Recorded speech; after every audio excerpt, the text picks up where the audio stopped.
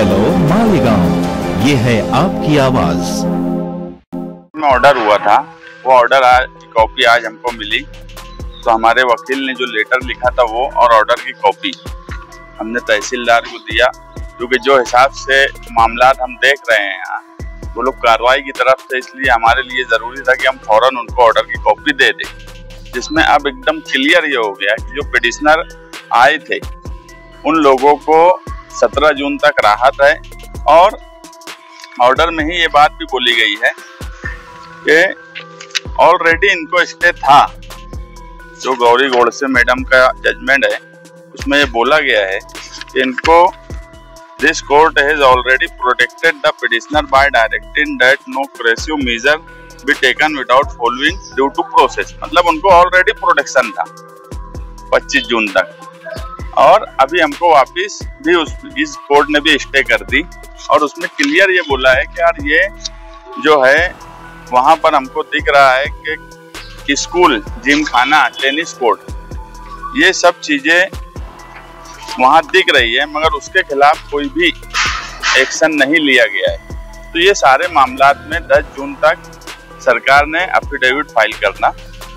सच बात यह है कि आसिफ शेख साहब, मैं और जो भी हमारे माइनॉरिटी डिफेंस कमेटी के लोग थे, हमें अव्वल दिन से जब ये मामला चला हमें सब समझ में आ रहा था कि बगैर कानून का सहारा लिए कुछ मुमकिन नहीं है।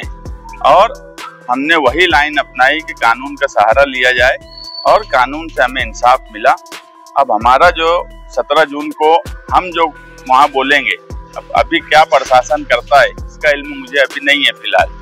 अब क्या करने वाले हैं, 133 लोगों के साथ क्या करेंगे, बकिया लोगों के साथ क्या करेंगे, क्योंकि कल से मुफ्ती साहब के खुद के जो वहाँ के जिम्मेदार नगर सेवक ये लोग हैं वो कल से मेरे राब्ते में हैं। मैं उनके लिए भी मदद करने की कोशिश कर रहा हूँ कि किसी भी तरीके से उनकी भी मदद हो जाए, ये मेरी तरफ से कोशिश है। मगर सच बात यह है कि मौजूदा एमएलए ने धोखे में रखा, वहाँ के लोगों को धोखा दिया। उस दिन ये बोलना कि स्टे नहीं है, ये भी कहीं ना कहीं धोखा देने जैसा है। अगर कुछ नहीं था तो फिर इनको हाईकोर्ट जाने की जरूरत क्यों वापस आ गई। लोगों को धोखा देना, ये तुम किसी की मदद मत करो ये ठीक है, मगर किसी को धोखा मत दो।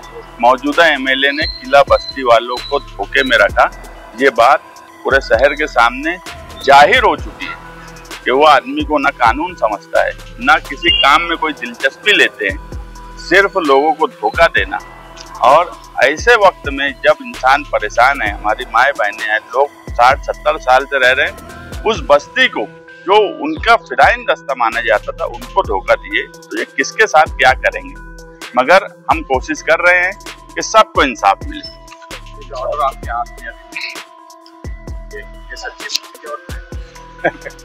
पहले भी ऑर्डर सच थी, अभी की भी ऑर्डर सच है। हाईकोर्ट की कोई ऑर्डर गलत नहीं हो सकती। मैं जो बोला मैं पढ़ के बताया कि कोर्ट ने उस ऑर्डर को भी मेंशन किया कि ऑलरेडी इनको प्रोटेक्शन था।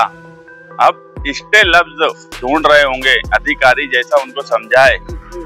अगर प्रोटेक्शन लफ्ज लिखा है कि ये स्ट्रक्चर को प्रोटेक्शन है इतनी तारीख तक, मतलब वो स्टे है। कभी कोर्ट स्टे वर्ड लिखती, प्रोटेक्शन अगर स्ट्रक्चर को लिखी है तो वो भी स्टे है। मगर मैं बार बार बोलता हूँ, ना इंग्लिश समझती ना कानून समझता, इसलिए ये सब मसाइल शहर के सामने दिन ब दिन बढ़ते जा रहे हैं। इसके वजह सच्ची मुश्किल है, क्योंकि इसके पहले भी 25 तारीख तक का इसके ऑर्डर था। इसके बाद भी तहसीलदार ने हरदर्मी करके नोटिस बार दिया। इस ऑर्डर के बाद भी हरदर्मी की जा सकती है क्या? देखो, जो पिटिशनर है, ऑर्डर हमने तहसीलदार को इसलिए अभी दिया आप लोगों के सामने कि कल को ये ना हो कि यार हमारे पास ऑर्डर नहीं था। तहसीलदार खुद हाजिर थे कोर्ट में, और अगर इसके बाद भी कोई बात हुई तो हम पूरी कोशिश करेंगे कि कल हम यहाँ पे बैठे, अगर ये पिटिशनर के खिलाफ कुछ एक्शन लिया गया तो।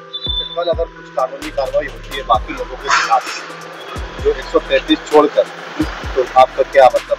अभी तो वो लोग, मैं बोला कि वो जो भी लोग हैं मुफ्ती साहब के मानने वाले, वो सब मेरे कांटेक्ट में हैं और मैं उनकी मदद कर रहा हूँ। अगर आपके साथ अभी आना चाहे, आज भी अगर आना चाहे, जैसे अभी कुछ लोगों ने आपको मेमोरेंडम दिया, तो क्या आप उनका साथ देने के लिए? देखो, ये सवाल ऐसा है जहूर भाई के साथ आए नहीं आए उनके घर का सवाल है। और कोई चीज होती तो उसमें सियासत हो सकती थी। मैं बोला हूँ कि मैं कल से उनकी मदद कर रहा हूँ, कल रात से मैं उनके मामले में लगा हूँ, मुसलसल मेरे कांटेक्ट में है, मैं उनकी मदद करने की पूरी कोशिश कर रहा हूँ, मगर वक्त बहुत कम है। हेलो मालेगांव, ये है आपकी आवाज।